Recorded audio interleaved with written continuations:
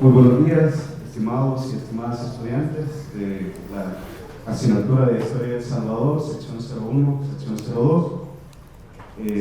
Agradecemos mucho su asistencia. Vamos a comenzar con el encuentro con el profesor Gerardo Monterrosa. La dinámica consistiría en Gerardo presentaría, ¿verdad?, alrededor de unos 5 minutos, ¿verdad? Por lo menos. Alrededor de 1 hora. Y luego daríamos paso para que ustedes puedan compartir y expresar sus preguntas y sus comentarios.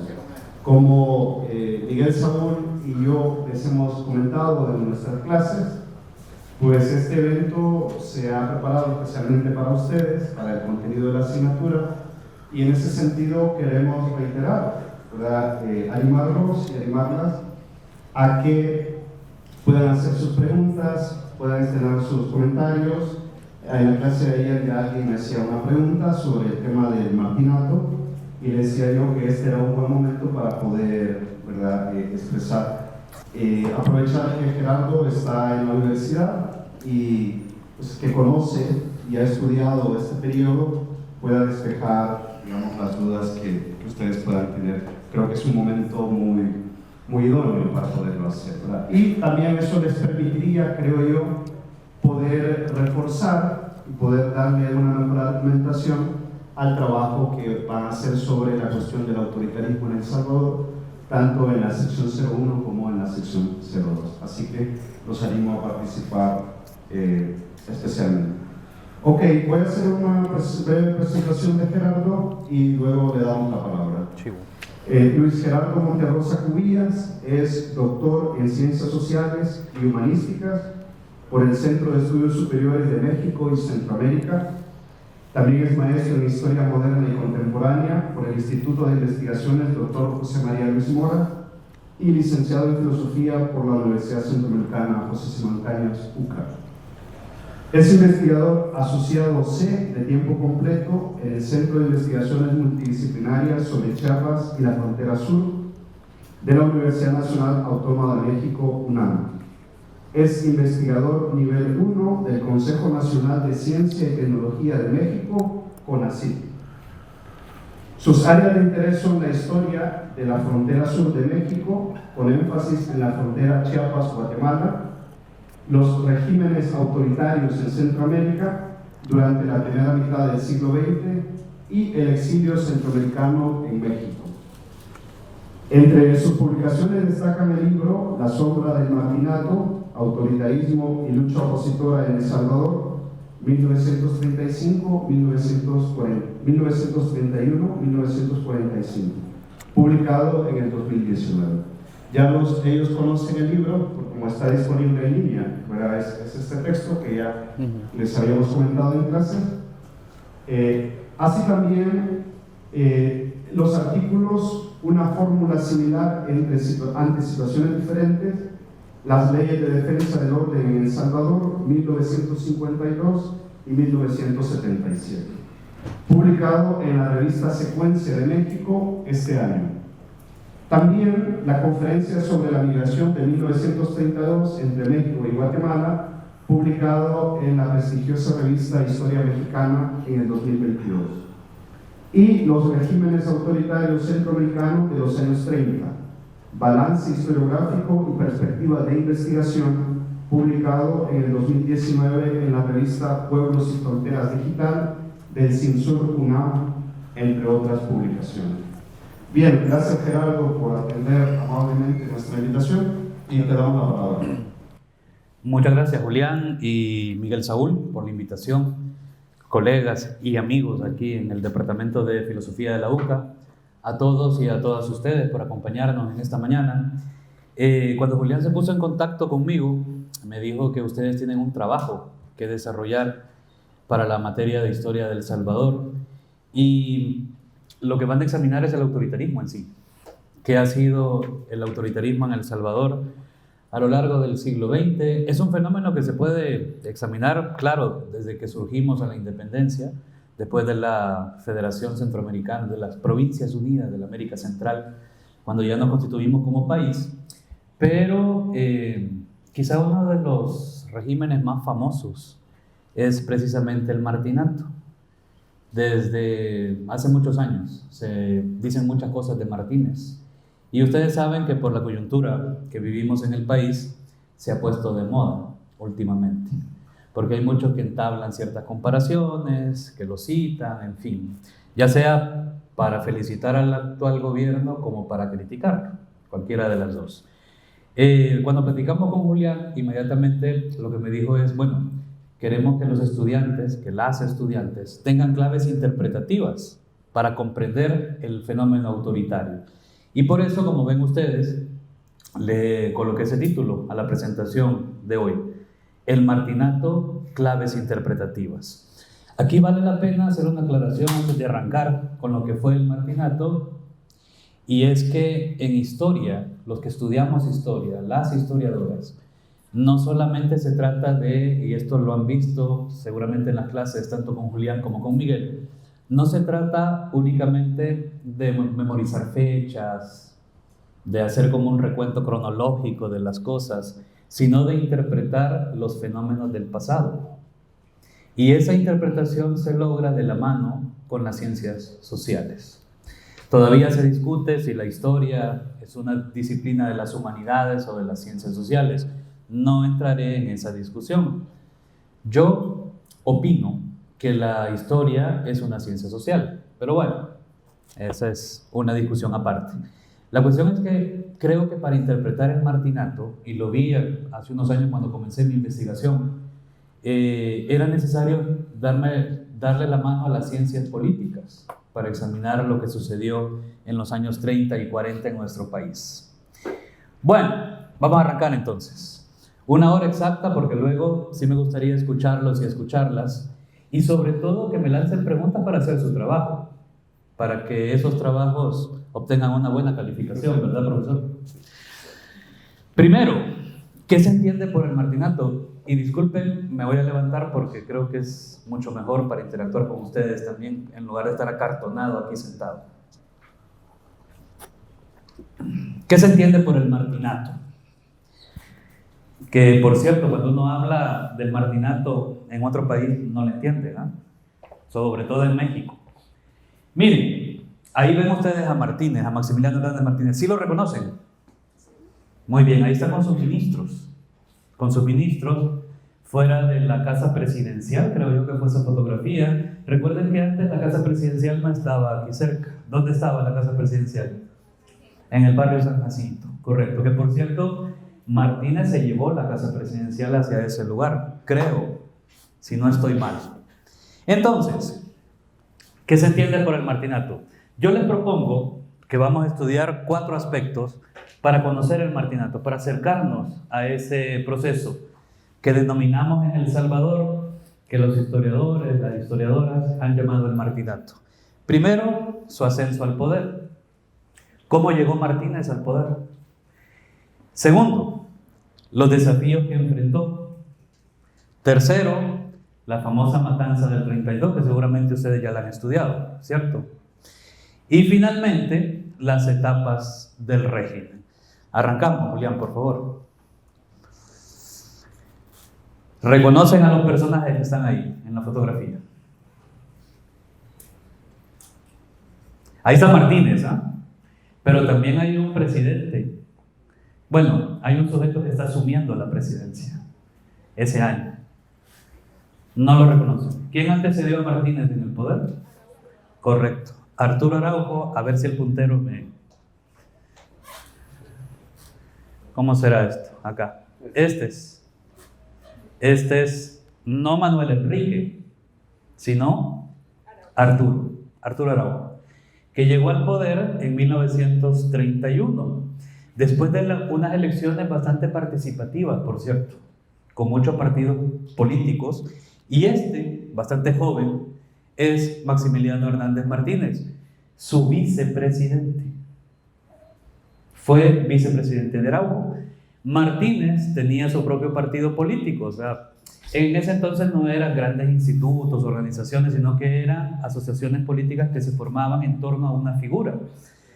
Entonces, el partido de Araujo, el laborista, se fusiona o mejor dicho, Martínez se incorpora al Partido Laborista, compiten por la presidencia, no ganan la mayoría absoluta, sino que la Asamblea Legislativa lo ratifica en el poder, y esta es la toma de posesión. ¿Dónde alguien reconoce ese lugar? ¿Dónde está tomando posesión? El Palacio Nacional, donde celebró el actual candidato electo a la presidencia. Para que vean ustedes, lo bonito de estudiar la historia es que uno puede leer mejor la coyuntura, ¿sabe? Puede inmediatamente entablar puentes y decir, bueno, no es la primera vez que se celebra o se toma posesión en el Palacio Nacional, porque antes se hacía en la Feria Internacional, que ya no se llama así, ¿verdad? Bueno, su historia comenzó, fíjense, en diciembre de 1931. ¿Qué pasó en el 29 a nivel internacional? Porque aquí es importante, cuando uno estudia historia, inmediatamente entablar puentes con el contexto internacional. ¿Qué sucedió en 1929?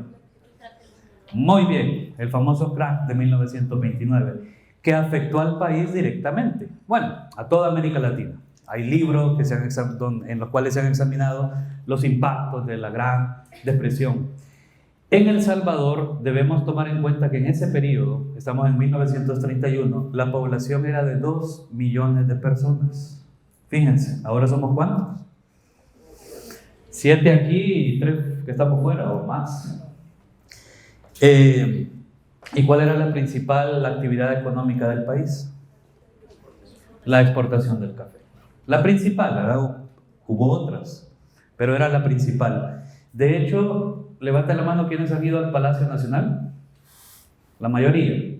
¿Se han fijado en los pasamanos de la escalera principal? Tienen cafetos, ¿ya? Porque, pues sí, se construyó con el pisto del café. En fin, llegan al poder y Araujo promete toda una serie de reformas sociales. Esta es otra cosa importante. El país, a partir de los años 20, estaba viviendo una efervescencia social, producto de la organización de los obreros, de los artesanos. Existía en Centroamérica. Recuerden ustedes que en 1930 se creó el Partido Comunista Salvadoreño, marzo de 1930. Venía la Revolución Mexicana, Nicaragua ocupada por los marines en 1912, luego en los años 30, en fin, efervescencia social, política. Entonces, Araujo no logra cumplir con las promesas de reforma y las cosas se comienzan a poner muy turbias. Hay protestas en el país, inconformidades, y el 2 de diciembre de 1931, este señor joven, joven y por cierto un intelectual, porque eso sí, nos falta en la historiografía salvadoreña una biografía de Martínez. No todos los militares eran mulas ni burros, no todos, digo, hubo. Pero Martínez era teósofo, y además de teósofo era miembro del Ateneo Salvadoreño, era un intelectual con buenos contactos, con buena base social, en fin, con buenas redes, digamos. Y el 2 de diciembre de 1931 le dieron golpe de Estado a Arturo Araujo. Se marchó hacia Guatemala, nunca volvió, o por lo menos no como presidente o para recuperar su banda presidencial. Y la gran pregunta siempre fue, ¿Martínez participó en el golpe de Estado o no? Si es un vicepresidente, ¿cómo es posible que luego el ejército lo nombre presidente de la República? Entonces, eso nunca se aclaró. Supuestamente Martínez dijo que lo habían tenido preso en un cuartel y que logró negociar porque sus captores fueron sus estudiantes en la escuela militar. Pero nunca se aclaró, no está claro. Muchos dicen que Martínez se fingió capturado para luego tomar el poder. En fin, su historia comenzó en diciembre de 1931, es un gobierno golpista y algo muy importante para que lo anoten y lo consideren. En 1923 se firmaron en Washington los famosos pactos o tratados de paz y amistad entre los países centroamericanos auspiciados por Estados Unidos. La región centroamericana era un desastre. ¿Desastre en qué sentido? golpes de Estado constantemente, azonadas, los presidentes duraban meses, pocos años, en fin. Y Estados Unidos interviene, ya lo había hecho antes, en 1909, si no recuerdo mal, interviene en 1923, sienta a todos los gobiernos centroamericanos y una cláusula de este pacto de buena vecindad o de amistad dice claramente, o en el cual se escribió claramente: Washington no reconocerá a ningún gobierno que ascienda al poder a través de un golpe de Estado. Pasemos a la siguiente. Y ese fue el primer desafío que enfrentó Martínez: no ser reconocido por Estados Unidos. Imagínense, que no te reconozcan los gringos. De hecho, en Guatemala ya había sucedido. En 1931 dio un golpe de Estado a un militar de apellido Orellana y los gringos forzaron su renuncia. El embajador se encargó de buscar el reemplazo y luego celebrar elecciones, las cuales ganó Jorge Ubico Castañeda, que ya hablaremos de él. La cuestión es que el primer desafío que enfrenta es que no tiene el reconocimiento de Washington. En diciembre de 1931 manda a Estados Unidos un enviado especial para buscar el reemplazo de Martínez. Martínez ha asumido la presidencia, no cuenta con el reconocimiento de Estados Unidos y están listos para cambiarlo. Y en eso vienen las rebeliones de 1932. ¿En qué mes fueron las rebeliones? ¿Se acuerdan? ¿En qué mes fueron las rebeliones? ¿Finales, principios, mediados del 32? ¿Cuándo estallan las rebeliones? ¿Cuándo? Me puedo equivocar, creo que fue en el principio de mayo. Principio de mayo. ¿Alguien más? Sí, se equivocó, compañero. Pero bueno, no se trata de fechas, se trata de que fue en el 32. El 22 de enero o 21, Julián. Hasta yo me confundo, ¿ves? ¿22 o 21? Creo que el 22 estallaron. Fue a finales de enero que estallan. Miren, Martínez, el reemplazo está listo. Está listo. Está listo ya para salir. Es decir, no tiene opciones. Y de repente le caen las rebeliones en el occidente del país. Por eso yo y otros historiadores dicen, bueno, como anillo al dedo. Las rebeliones a Martínez le cayeron como anillo al dedo. Algunos creen que hasta la dejó estallar, que lo pudo prevenir, pero no las previno para afianzarse en el poder. Porque miren lo que hizo, ¿no? O miren lo que hicieron.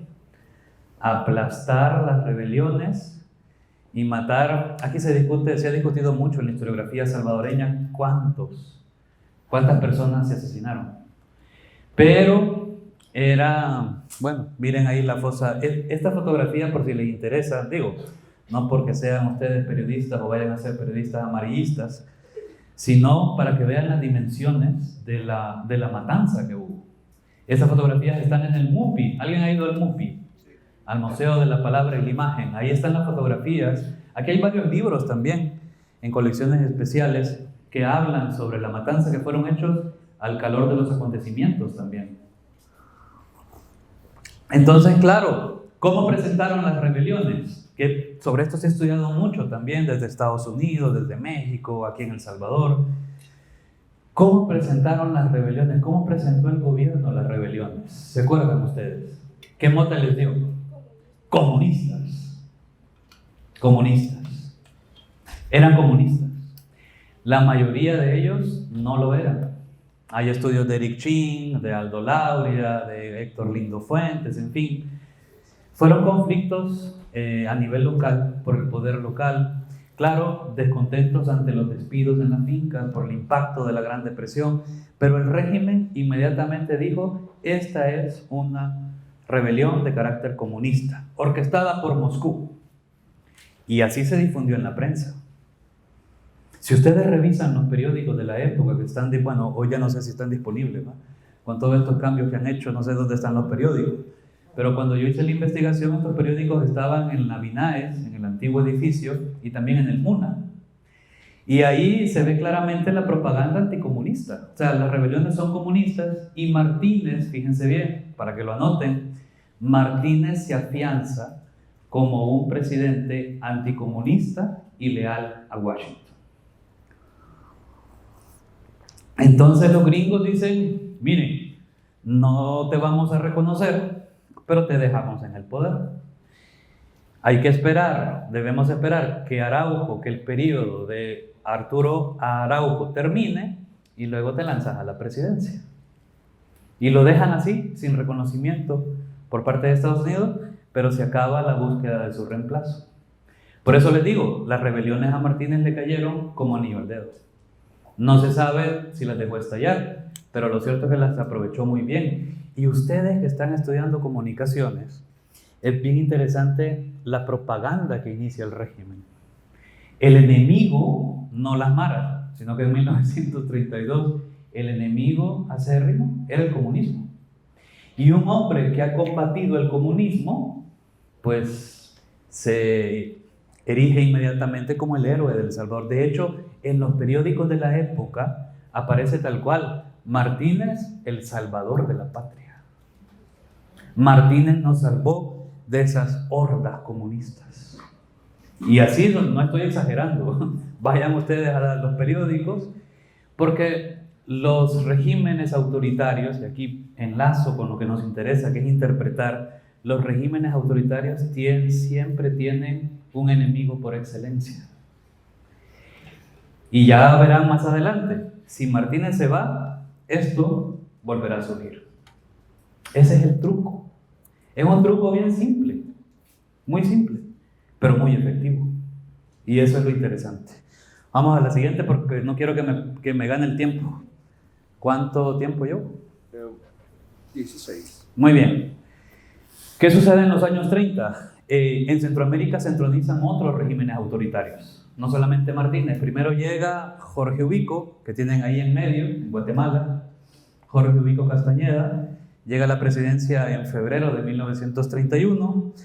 En Honduras, en 1933, el señor gordito, Tiburcio Carías Sandino, que tienen ustedes a la izquierda, que antes así se llamaba el estadio en Tegus, el estadio de fútbol, ahora ya cambió nombre, ¿no?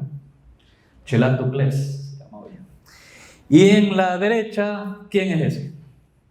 Nicaragua, nicaragüita, la flor más linda de mi querer. Somoza, correcto. El primer Somoza García, que llega al poder en 1936. Gobiernos autoritarios porque se necesita mano dura. O sea, todos llegan con el discurso anticomunista, todos llegan oponiéndose férreamente al comunismo y son aliados de Estados Unidos. No hay ningún problema. O sea, mientras sean anticomunistas, Estados Unidos en ese periodo no tiene ningún inconveniente. Claro, lo que pasa con Carías Sandino, con Ubico y con Somoza es que se ascienden a través de elecciones, o sea, se legitiman a través de elecciones. Pero Somoza se mantiene en el poder hasta la década de los 50, cuando lo asesina Rigoberto López Pérez, creo que es, el famoso poeta que lo mató en León, Nicaragua. Y Carías Sandino hasta la década de los 40, Ubico también hasta el 44. Ahora, una apreciación importante. Cuando estos presidentes llegan al poder, ¿será que ya sabían que iban a permanecer 15, 20 años en la presidencia? No. Esto se va forjando. Se va forjando. Yo creo que hace 20 años en el país nunca hubiéramos pensado en la reelección, ¿no? O hace unos 25 años. Porque luego de Martínez nadie lo había hecho. Nuevamente. Nadie se había reelegido. Y ya vamos a ver las reelecciones de Martínez. Aquí hay claves para el actual gobierno también.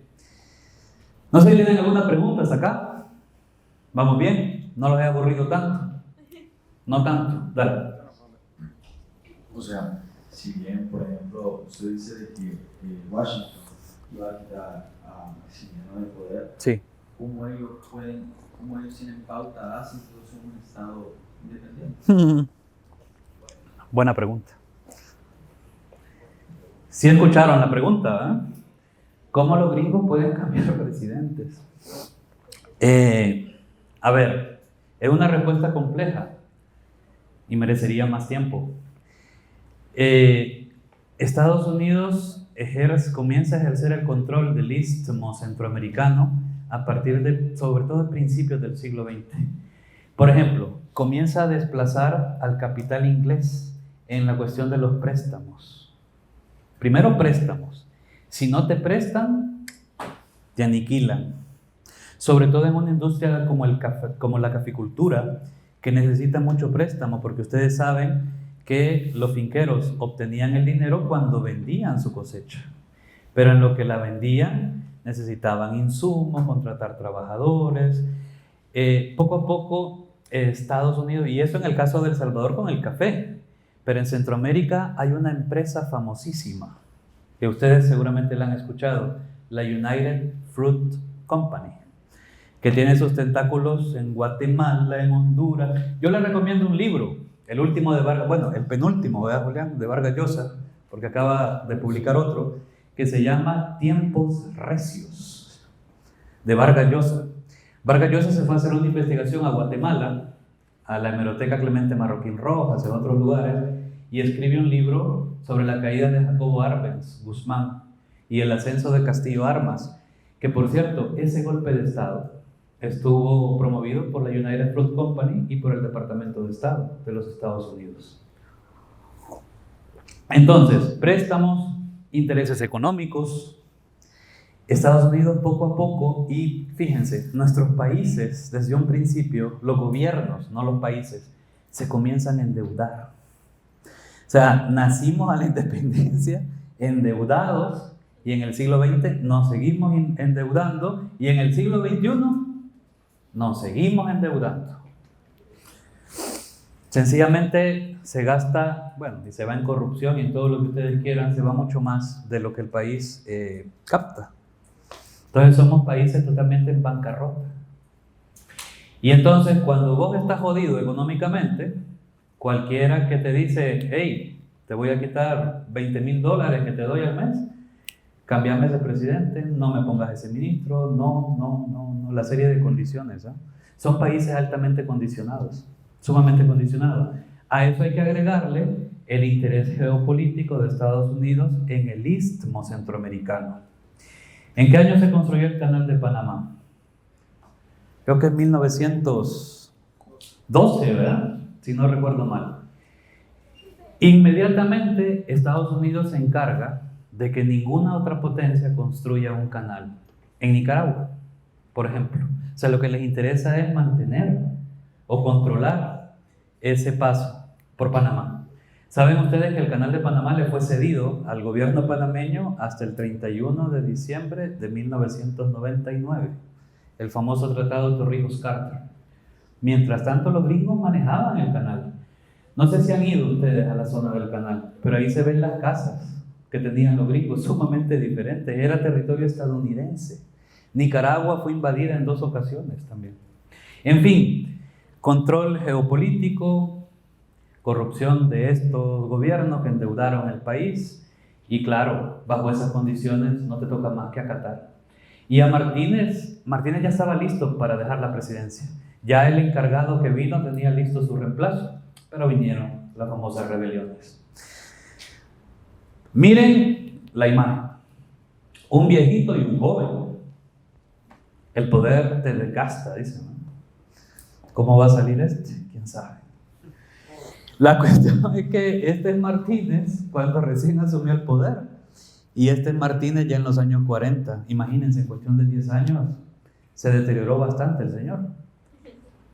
¿Permaneció en el poder cuántos años?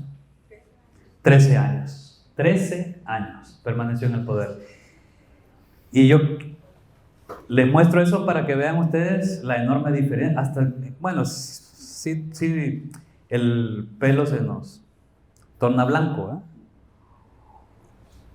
Pero ya es un señor. Y al principio, si ven ustedes, siempre andaba con su uniforme militar, pero ya luego no, porque lamentablemente para él y para sus aliados el enemigo fue decayendo. El comunismo era su enemigo por excelencia en los años 30, pero sucedió que en la década de los 40 la Unión Soviética, el gran enemigo de donde venía toda la conspiración comunista, se alió ¿con quién? Con Estados Unidos, con Inglaterra, con Francia, y formaron los famosos aliados, para luchar contra el Tercer Reich y contra la Italia fascista y contra el emperador Hirohito de Japón. Y entonces, de repente, Martínez se quedó sin su enemigo, porque resulta que ya era aliado de los gringos. Y entonces comenzó a vestir mejor trajes. Ya no el... Es decir, los regímenes autoritarios tienen su gran enemigo, pero este se va apagando poco a poco. Hay que inventarse otro. Hay que inventarse otro para que la gente siempre vote por uno. Los periodos del martinato.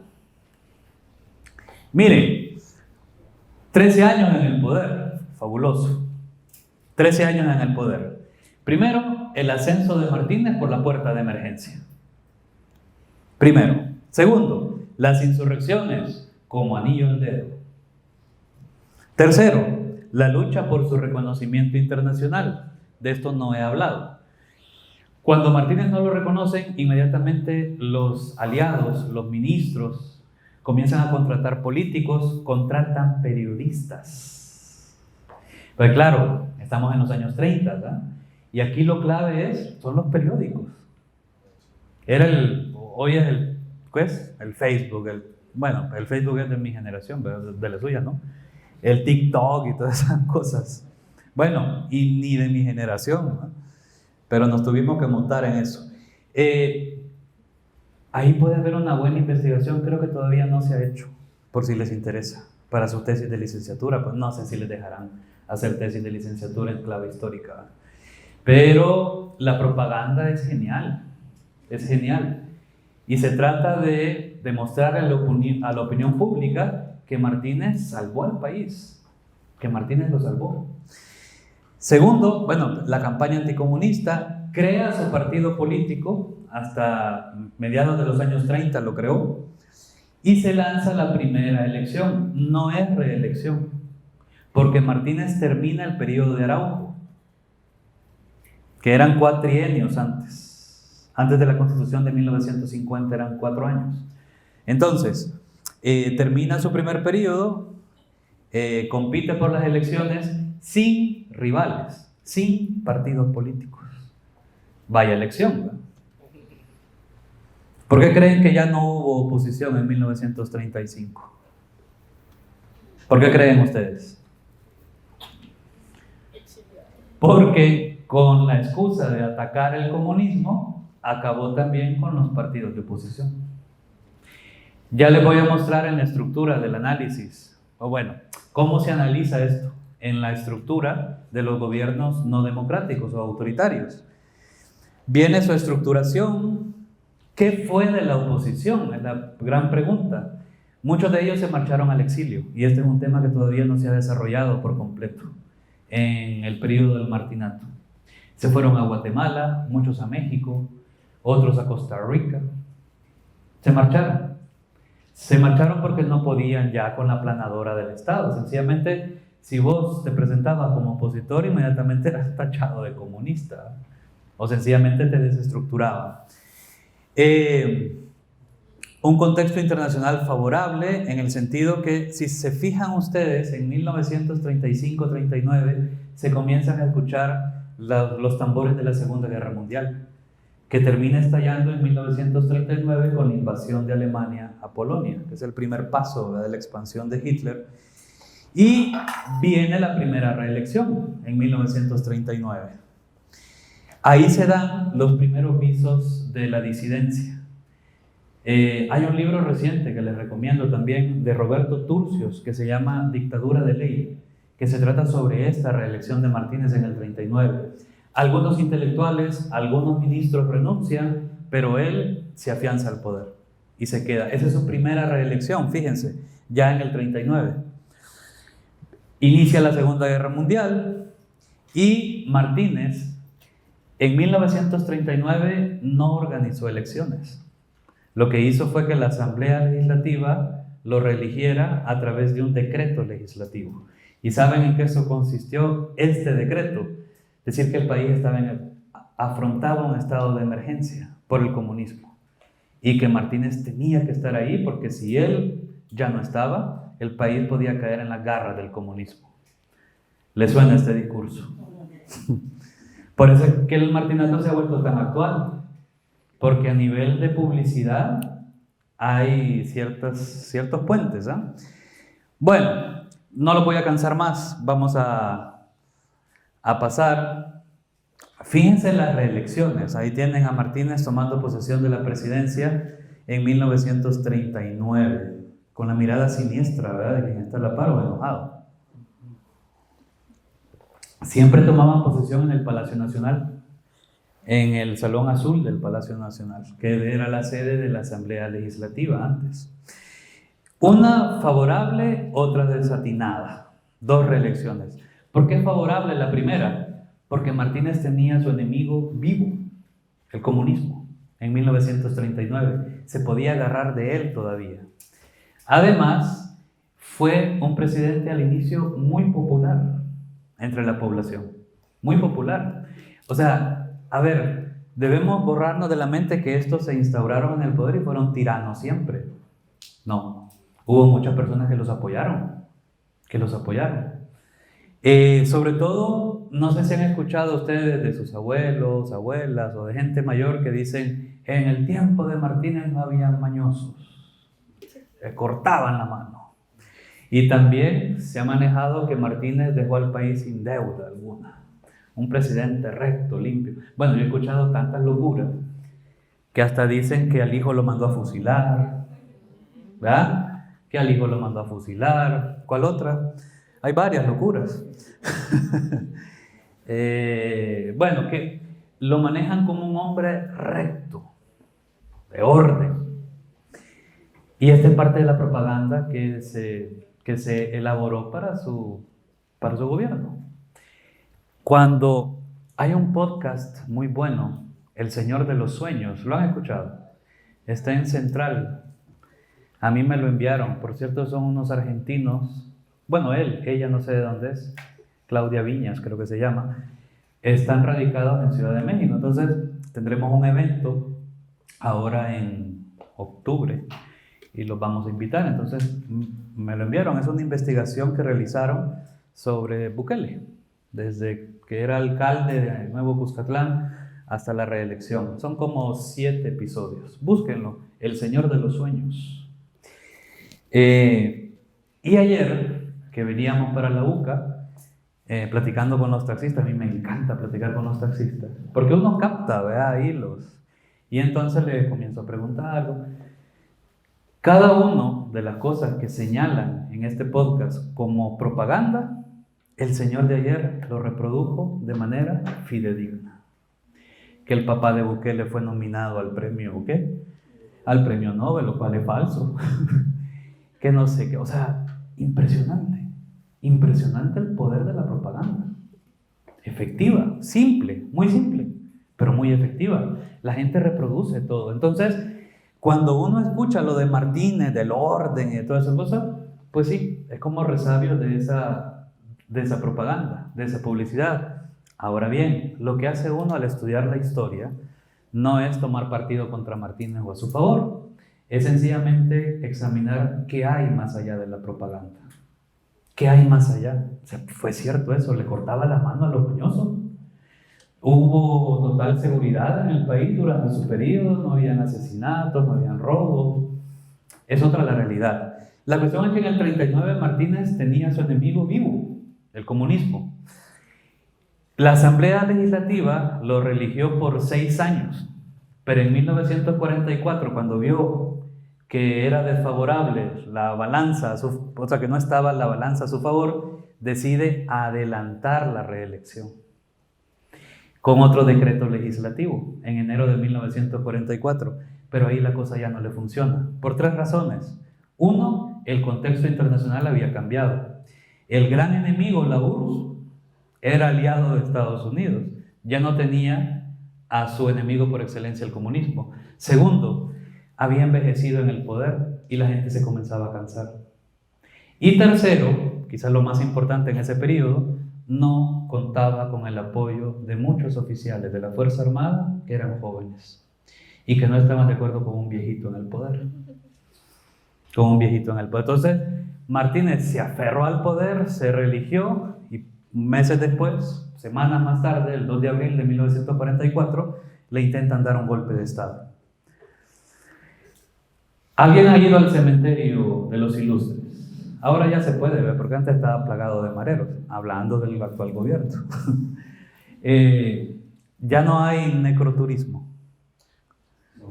Hace unos años hubo necroturismo y lo asustaban a uno ahí en el cementerio y todo el rollo. ¿Todavía? Bueno, pues ahí está una placa en el cementerio de los héroes del 2 de abril de 1944. Los militares que intentaron dar este golpe de estado a Martínez fracasaron y Martínez lo que hizo fue capturarlos y fusilarlos. Ahí la terminó de embarrar, como es. La terminó de embarrar porque la gente cobró más fuerza, las protestas cobraron más fuerza, el miedo cundió en San Salvador sobre todo, y viene la famosa huelga de brazos caídos. Ya han escuchado sobre eso, ¿verdad? La famosa huelga de brazos caídos en 1944, y según las crónicas de la época y un historiador, creo que es Eric Ching, o no, es Patricia Parkman, en un buen libro también que les recomiendo, Insurrección no violenta en El Salvador, está aquí en la librería, en la biblioteca de la UCA. Dice que cuando estalla la huelga de brazos caídos, a Martínez lo sientan los militares, sus leales, y le dicen: general, disolvemos las manifestaciones y hacemos que la gente vuelva a sus trabajos. Y Martínez dice: no, ya no, me voy. Y el 9 de mayo, pasemos a la siguiente, Julián. Y otra, porque eso ya lo vimos y no lo voy a cansar más. Ahí está. Martínez dice: me voy. Y sale mucha gente a celebrar en San Salvador, y ese fue el rótulo, ¿verdad? Se fue. O sea, después de ser tan amado, querido, de repente la gente lo comenzó a tildar de tirano. Y por eso les digo, Martínez leyó bien en el 39 porque se religió sin mayores problemas, pero la reelección del 44 ya no la leyó bien. Ojalá este gobierno capte y estudie el martinato también, porque hay contextos favorables y otros que no lo son, sobre todo cuando te has quedado sin tu enemigo, cuando no tenés una justificación. La gente comienza entonces a oponerse, la oposición gana fuerza. Y hubo otra cuestión también. Estados Unidos en la década de los 40, en su lucha contra los regímenes autoritarios, y en este caso totalitarios también de Europa, comenzó a propagar a difundir su propaganda democrática. Con las 4 libertades, la autodeterminación de los pueblos, toda esta cuestión. Y Martínez, aunque era aliado de Estados Unidos, no cumplía con esa doctrina. No la cumplía. Daba charlas en el centro, donde estaba la sede del Partido Pro Patria, y no encarnaba esos valores de la democracia, de la libertad, de la autodeterminación de los pueblos, porque había un partido único, el Pro Patria, porque todos sus diputados integraban la Asamblea Legislativa, y porque poco a poco se fue convirtiendo en un viejito en el poder. Se envejeció en el poder. Envejeció en el poder y su régimen comenzó a sonar anacrónico. Pregunta hasta acá. ¿Cuánto llevamos? No me tengo que pasar de 1 hora. ¿Alguna pregunta? Adelante, compañero, pero creo que debo subir para que tenga usted el micrófono y pueda escucharlo, compañeros. Ni modo, le tocó. Bueno, gracias. Bueno. Hola, buenos días, ¿se me escucha? Sí. Obviamente que sí. Entonces, mi pregunta es, o sea, ¿es cierto o no es cierto que la criminalidad durante el gobierno de Martínez era baja? Perdón. Ahí está. 1, 2. No se escucha, ¿eh? 1, 2, 1, 2. Hoy sí. Que si era cierto que la criminalidad era baja. Hay un estudio de Knut Walter sobre la violencia en El Salvador. Creo que así se llama el libro de Knut, que lo publicó Accesarte.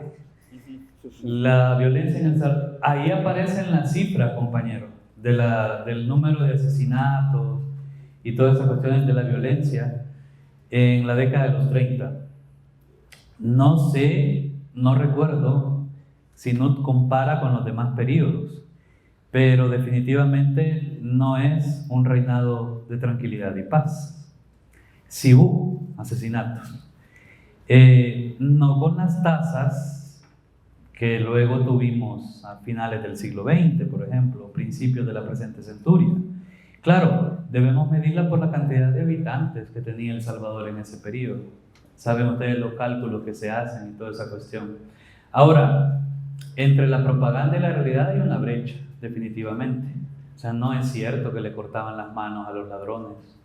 No es cierto que no hubo. Cuando uno, fíjense, cuando yo realicé esta investigación y comencé a revisar los periódicos, lo que encontré es que la campiña salvadoreña, sobre todo, siempre fue muy violenta.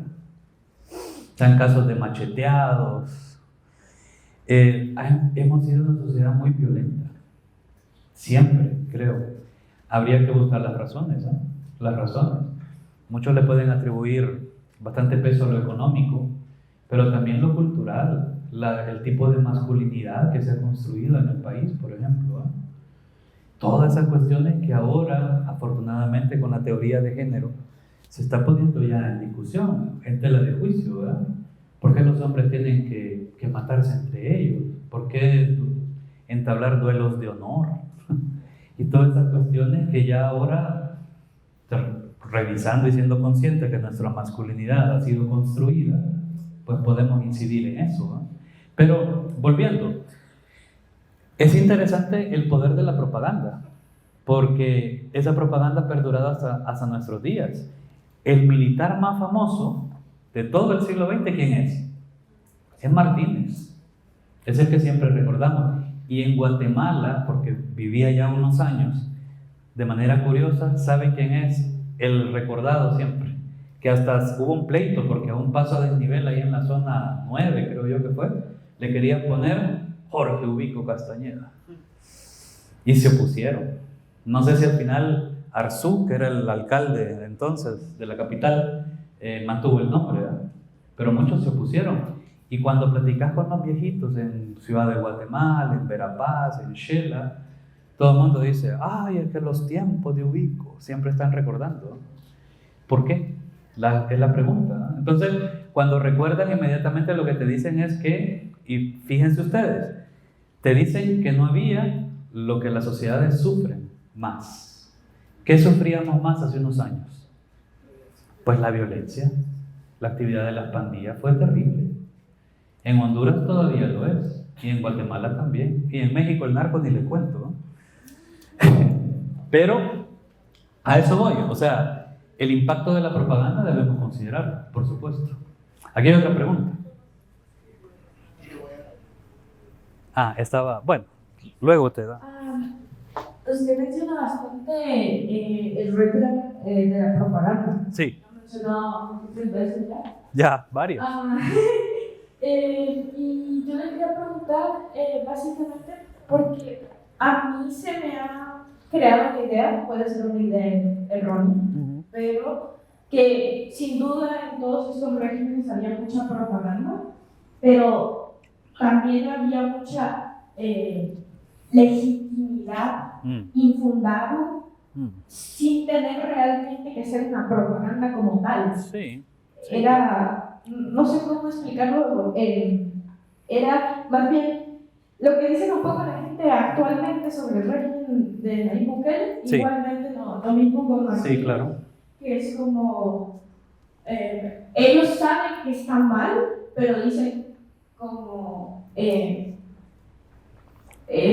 pobrecitos, pero es por el bien común. Entonces, ¿de dónde cree que surge esa mentalidad durante el régimen de Martínez? Muy buena pregunta. De los beneficios que tuvo la población. O sea, miren, los regímenes autoritarios no llegan al poder y se mantienen solo con el garrote. Es imposible que te mantengas solo con garrote.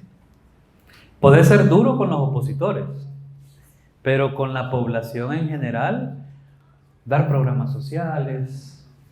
El martinato no se caracterizó por los programas sociales como lo hizo en la década de los 50 el partido El PRUD, que ayer fuimos, por cierto, al Monumento de la Revolución, al Chulón de San Benito, que es la máxima expresión del régimen de los años 50, ¿no?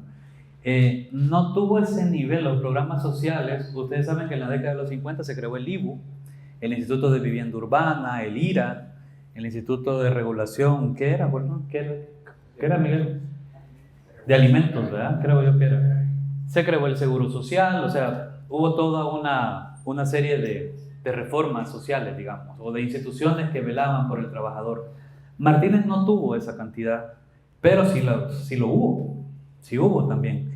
Y sobre todo, mucha gente apreciaba el orden y la paz de los cementerios, ¿verdad? Como fue lo de la masacre, pero paz al final. Entonces, y muchos, fíjense, en el Martinato, el aparato de Estado se comenzó a expandir y mucha gente ingresó ya a trabajar en los ministerios. Y cuando entrabas a un ministerio, inmediatamente te daban tu carnet del Propatria y parte de tu sueldo tenía que ir al partido, porque por ellos habías entrado. Es decir, claro, hay base legítima también. Como les digo, estos dictadores no se mantienen en el poder con garrote. También hay preventas, prerrogativas, programas, son muy hábiles, sumamente, bueno, como todo gobierno debe serlo, ¿no? Debe hacerlo, o sea, tenés que ganar tu legitimidad, y la legitimidad se gana pues a través de programas sociales, reformas, toda esa cuestión. Ahora, la propaganda lo que se encarga es de exacerbar las cosas, ¿verdad? Si diste 3 casitas, pues decís que diste 100, ¿verdad? Y la gente, pues sí, lo cree, porque no se encarga de examinar la diferencia que hay entre la propaganda y la realidad, ¿verdad? Pero bueno, sí, es muy importante. Y otra cuestión, hay un estudio de Eric Ching, que está aquí en la biblioteca también, sobre las redes clientelares durante el Martinato. ¿Qué son las redes clientelares? A eso que me refería con los miembros del partido Propatria. O sea, muchos de ellos tenían trabajo gracias a su pertenencia al partido Propatria y por ende se establecían inmediatamente como clientes de Martínez. ¿Clientes en qué sentido? Le daban su apoyo y recibían algo a cambio. Ya te doy la palabra. ¿El compañero de atrás? Sí. Sí, nada más que preguntar acerca de específicamente la verdad de Martinato de Martínez, específicamente porque aunque Martínez no fue reconocido por los Estados Unidos, tuvo un reconocimiento semi-formal, por así decirlo, por el mismo Adolfo Hitler. Sí. Y también tuvo una tendencia muy, muy fascista desde sus cimientos. Sí, claro. Entonces, no lo encontraban legítimo a Martínez específicamente, obviamente, porque no llegó al poder vía procesos democráticos, claro, pero también de lo que yo entiendo se le dificultó mucho más adelante, ya durante la Segunda Guerra Mundial, sí, sus tendencias fascistas y el hecho de que estaba más aliado con, pues, obviamente, claro, el lado del Tercer Reich, y que tuvo que también, específicamente, creo que eliminó un montón de funcionarios italianos y funcionarios alemanes que estaban aquí en el gobierno. sí. Entonces, no entiendo esa dualidad. Ajá. No era a causa de ser para el gobierno estadounidense que hubiera un pequeño Hitler moreno. Un pequeño Hitler. Una pregunta perspicaz. Falta una investigación de ese tipo, por si te interesa. Yo me la quiero llevar para la historia, a todas y todos ustedes. Antes acá voy a responder la pregunta del compañero y luego te cedo la palabra. A ver, recuerden que antes de 1936-37 el fascismo y el nacionalsocialismo no habían sido demonizados. Los gringos se encargaron de demonizarlos también. O sea, que hicieron cosas terribles y todo eso, eso no está en tela de juicio, pues. Pero lo que sucedió es que en un principio los gringos no eran enemigos de Hitler ni de Mussolini, ¿no? Eso hay que tomarlo en cuenta. De hecho, hasta Hitler celebró unas Olimpiadas en las que se lució, ¿verdad? En fin, Italia organizó un mundial de fútbol. ¿En qué año? 1934. Italia 34, el segundo mundial. Lo que pasó es que en la década de los 40, cuando Hitler, a finales de los 30, cuando Hitler invadió Polonia y inmediatamente los regímenes, tanto el fascista como el nacionalsocialista, fueron demonizados por los gringos. Ahora, antes de eso, estos presidentes, no sé si podemos regresar hasta donde están los tres. Sí, donde está Somoza, Ubico, estos hombres admiraban a esos regímenes, no admiraban a los gringos. O sea, a los gringos los querés porque te prestan pisto y porque invierten acá y todo el rollo, pero a los que admirás por lo que representa, por los valores del orden, todo lo militar. Miren, a tal grado, cuando Martínez llegó al poder, yo consulté las revistas que están acá, por cierto, en colecciones especiales, del inframen. ¿Saben qué hicieron con el inframen? Lo militarizaron. El régimen disciplinar se dice, ¿verdad? Del inframen pasó a ser militar. Y ves las fotografías y todo, hasta las mujeres, los hombres, bueno, por supuesto, marchando y son como milicias. O sea, era lo máximo. Este país siempre, la sociedad de este país siempre ha amado a los militares. Siempre ha sentido una gran admiración por los milicos, como le dicen en Argentina. Muchos de nosotros, de los salvadoreños, ¿no? Entonces, estos hombres, miren el traje de Ubico, el que está en medio. Siempre era como esa... Ahora, en el Archivo General de la Nación, encontré cartas de la Fascio. La Fascio era como unas pequeñas sedes de los italianos radicados en El Salvador, porque recuerden que tanto el nacionalsocialismo como el fascismo querían expandir su ideología, querían propaganda. Entonces en El Salvador hubo hasta manifestaciones, que por cierto, el abuelo, no sé si era abuelo o bisabuelo de Cristiani, que fue presidente del 89 al 94, era parte de la Fascio, y yo encontré una carta que le escribió a Martínez pidiéndole permiso para hacer un desfile acá. No estaba demonizado y por supuesto admiraba. Ahora, ¿qué les tocó a esto cuando los gringos pasaron a ser enemigos de la Italia fascista y de la Alemania nacionalsocialista? Cambiar de bando. Hay un texto de un historiador gringo que dice que Ubico tenía en su despacho presidencial, ahí en el Palacio Nacional, en la zona 1, tenía un retrato de Mussolini.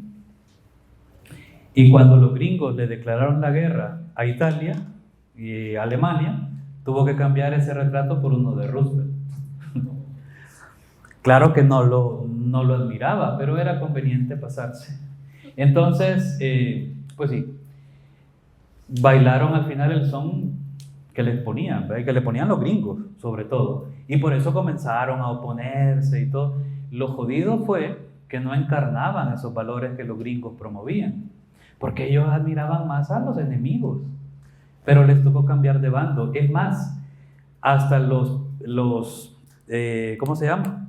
El que dirige la escuela militar, los directores de la escuela militar fueron gringos.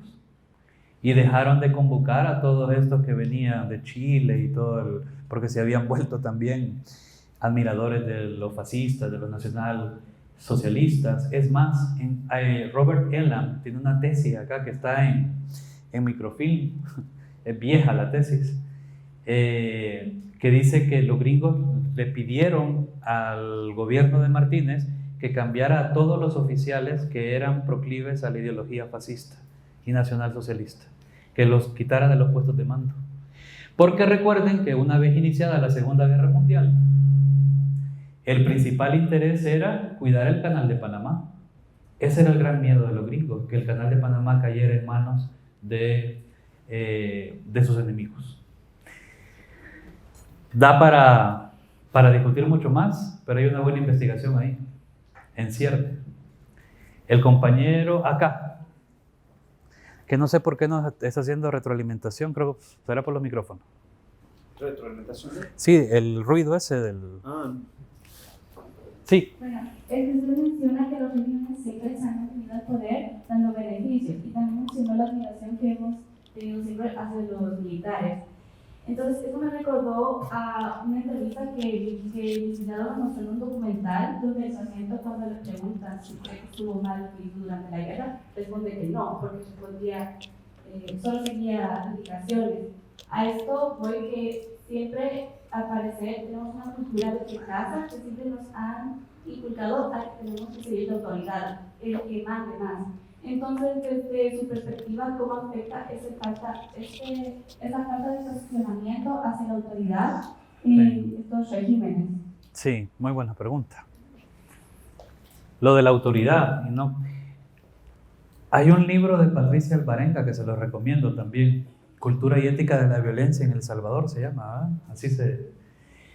es una pregunta que va más por la cultura política, o sea, ¿qué tipo de cultura política se ha construido en El Salvador? Y definitivamente aquí el tema de la autoridad es... A ver, autoritarismo, el ismo, es precisamente un exceso, un abuso de la autoridad. Y ya veremos en las siguientes láminas la interpretación teórica, ¿verdad? ¿Cómo se teoriza esto? Son construidos como padres severos que ponen orden, tal cual, padres severos, y todo aquel que refute el abuso de autoridad es porque o es comunista o está con los mareros. Eso es lo más interesante, o sea, así los tachan inmediatamente, o sea, los desplazan. ¿Cómo? O es mal hijo, claro, porque se opone precisamente a la autoridad. Pero ya veremos en qué consiste ese abuso de la autoridad y cómo se estructura. Sí, no sé si el otro micrófono, ¿qué se hizo? Ahí está, se lo pueden pasar al compañero, gracias. Buenas, bueno, yo soy Jimmy, gracias por la Hola, conferencia. Primero, para añadir un dato curioso a lo que dijo el compañero, en Nicaragua pasó algo no similar, pero sí curioso con la Segunda Guerra Mundial, cuando la empresa Somoza le declaró la guerra a Alemania. ¿Cuándo hay qué? Cuando la empresa Somoza le Ajá. declaró la guerra a Alemania. durante la Sí, Segunda Guerra. sí, claro. Y había varios alemanes en el país, sobre todo en el norte, que literalmente los encerraban en el campo. Sí, como en Guatemala y en México también, correcto. Sí, es bastante curioso. Sí, ¿vos sos nicaragüense? Sí. ¿De qué parte de Nicaragua? Matarla. De Matagalpa. Estuve en San Ramón hace unos años. Ah, en serio. Chulo San Ramón. Con un par de toñas. Gracias. Pero, Sí. Sí, tengo dos preguntas. Uh-huh. Usted como historiador, ¿cómo cree que comparten la dictadura de la clase Somoza, el somocismo con el marginato? Ciertas características. Uh-huh. Si fuera así, ¿cuáles serían? Uh-huh. Y la segunda pregunta es, ¿y cómo estos hechos, o si considera que es así, han afectado a las nuevas generaciones salvadoreñas la dictadura del marginato? ¿Han afectado? A las nuevas generaciones salvadoreñas la dictadura del marginato. Porque, por ejemplo, en Nicaragua, ahorita usted sabe que hay un conflicto político muy grande. Sí, claro. Y la oposición está apoyando nuevamente a la ideología de Somoza, Sí. la derecha. Y la izquierda están peleando porque están apoyando a la dictadura de Somoza. Claro. Entonces es curioso cómo se comparte la memoria cuando uno está peor que el otro. No, estábamos mejor con este, porque era la dictadura, pero estábamos mejor con este. O hay otros, mi familia por parte de papá es nicaragüense, ¿eh? Tengo familia en Rosita, en Matagalpa, en Managua. Y entonces, hace unos años que fui, recuerdo que un tío me dijo, qué triste, Ortega se convirtió en lo que tanto combatió, en los Somoza. Sí, exacto. ¿Cómo se van? Pero, y me acaba, a ver, en diciembre me mandaron un artículo para dictaminar sobre cómo cerraron la UCA y cómo promulgaron unas leyes para controlar las universidades privadas y todo esto. Pero Ortega también tiene una base de apoyo, ¿eh? ¿En la población o no? ¿O es que toda la población está sumida en el miedo? La dictadura sandinista actualmente tiene muchas características pacíficas. Porque los medios de comunicación son de ellos, Sí. los medios de producción son de ellos, los impuestos son de ellos. El trabajador social que trabaja para el gobierno, si no participa en sus actividades o vota a su favor, pierde su trabajo esencialmente. Claro. Entonces, diría que ambas partes, porque una dictadura no siempre la gente tiene miedo, y por eso siempre va a haber un sector que sí los apoya. Sí, por supuesto. Ahora, respondo a la primera pregunta. Jimmy, Las características comunes, Julián leyó un artículo, citó un artículo que publiqué hace unos años sobre los regímenes autoritarios en Centroamérica. Ustedes lo pueden encontrar en la revista Pueblos y Fronteras del CIMSUR. Y hago una comparación entre los 4 regímenes. Una de las características, porque no me queda tiempo para responderte en extenso tu pregunta, pero una de las características es el espionaje. Son especialistas en el espionaje, estos regímenes, en el control de los opositores y en la disuasión o en la amenaza, por ejemplo. En el AGN aquí no he ido al archivo en Nicaragua, pero sí he estudiado algunos casos de exiliados nicaragüenses en México, por ejemplo. Y lo que se encuentra en los archivos y en las cartas de estos disidentes es la persecución política, la selección de sus enemigos y la persecución política, pero al dedillo. ¿A través de qué? No sé si han escuchado esta frase ustedes, de los orejas. Ya la han escuchado, ahí es famosa en nuestro país. En Colombia creo que les dicen sapos. Son los que están ahí calladitos, pero están escuchando absolutamente todo, te llevan el control. Fíjense que en México, en el AGN de México, en el Archivo General de la Nación, la expresión de Lecumberri, ahí se encuentra la información de la Dirección General de Seguridad. Y ahí está todo el detalle de cómo los agentes llevaban el control y no andaban de trajes militares, en la década de los 50, 60, 70, sino que eran civiles, que eran informantes. Y en el archivo de la zona 6 en Guatemala, en el archivo de la policía, ahí está también otra novela que les recomiendo, de Rodrigo Rey Rosa, El material humano. Se la recomiendo, es muy buena, sobre el archivo de la zona 6. Los regímenes autoritarios son especialistas en el control de la población. Preguntémonos cómo lo controlan ahora, ¿qué tipo de control pueden ejercer sobre la población? Bueno, ahora, con lo de los nazis, los alemanes porque no eran nazis, muchos de ellos eran empresarios. Sucedió en Guatemala, en Nicaragua, en México también. Hicieron campos de concentración porque Japón, Alemania e Italia pasaron a ser enemigos de Centroamérica. O sea, como se aliaron a las potencias aliadas, valga la redundancia, y le declararon la guerra a esos países, les confiscaron sus propiedades y los mandaron a campos de concentración. En México estuvo en Perote, Veracruz. En Guatemala hay un fondo en el Archivo General de Centroamérica que está contenida toda la información de las propiedades que confiscó el gobierno de Ubico y de los nombres y todo eso. Y en Nicaragua, yo no he estudiado el caso nicaragüense. Yo tengo una amiga que su bisabuelo era alemán. Ya. Y ella nos cuenta, pues, con fotos y todo, que el bisabuelo encerraba en un campo de concentración por el simple hecho de ser Sí, alemán. claro. Pasó así toda la guerra.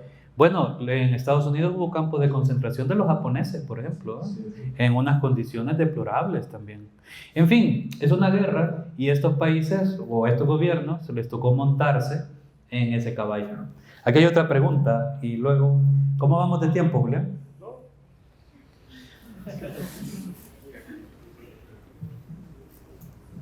Ahí. Hola. Yo tenía una duda realmente de su opinión. Y yo no sé si va encaminado hacia eso la plática, pero usted comparaba mucho el gobierno actual con el de Martínez. Sí. Y quería saber su opinión si usted considera que el gobierno actual va a terminar en la misma situación que el de Martínez. Entonces no sé si va encaminado hacia eso la plática porque veo mucho la comparación sobre esos dos, pero ya. quisiera saber su opinión. Muy bien, muchas gracias. No es ese el objetivo de la plática.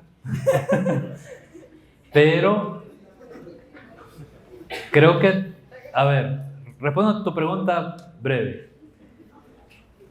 El martinato se ha puesto de moda porque a este gobierno se le acusa de tener muchos rasgos autoritarios.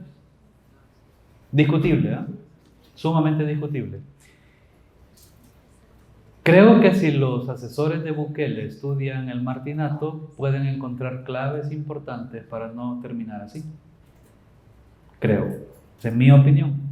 Porque hubo una reelección apropiada y otra inadecuada. Lo leyeron mal.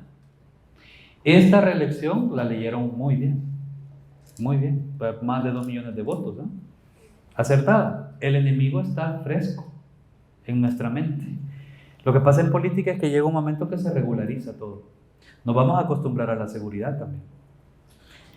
Nosotras todavía vemos la diferencia entre lo que vivíamos antes y lo que vivimos ahora. Pero llegará un momento que se va a normalizar. O sea, ya no vas a estar pensando en las maras. ¿Qué tanto tiempo logren mantener ese enemigo vivo? Ahí depende de ellos y de la propaganda que hacen, que realicen. O sea, no es un ataque visceral a Bukele como lo hacen otros, que a mí también me caen mal. O sea, porque solamente los que anduvimos en buses aquí en El Salvador sabemos la diferencia que existe, pues, ¿ya? No era lo mismo subirse a la 44 en el 2011, 12 que me tocó a mí, que subirte ahora. Pero a lo que voy, llegará un momento que se va a normalizar. ¿Qué va a inventar? Ahí está el reto del actual gobierno. ¿Qué va a inventar? Es decir, si siguen pagando los sueldos de hambre que pagan acá la mayoría de empresarios, o sea, $300, $400 al mes, ¿qué expectativa de vida tenés? Por ejemplo, te puedes independizar, te puedes ir de casa. ¿De dónde? Si los alquileres aquí son más caros que $500, $400, un departamento, o sea, es sumamente complicado. Nos ha dado seguridad, muy bien. ¿Qué sigue? ¿O va a mantener al enemigo siempre? Ese creo que es el reto, y por eso te digo, creo que estudiar la historia tiene también un lado práctico, sin apasionamiento, o sea, sin decir maldito dictador, no sé qué. No se trata de eso. Se trata de que tengamos un país mejor y una sociedad mejor. ¿Cómo la vamos a lograr? Esa es la gran pregunta, y en lo que tenemos que pensar. A ver, hay más. Adelante, compañero. Bueno, buenos días. Buen día. Primeramente, las preguntas que formularon mis compañeros bastante acertadas y por eso me gustó este punto también. Me aclaró bastante dudas. Bueno, retomando lo que dice ahí, el autoritarismo, una discusión teórica. Sí.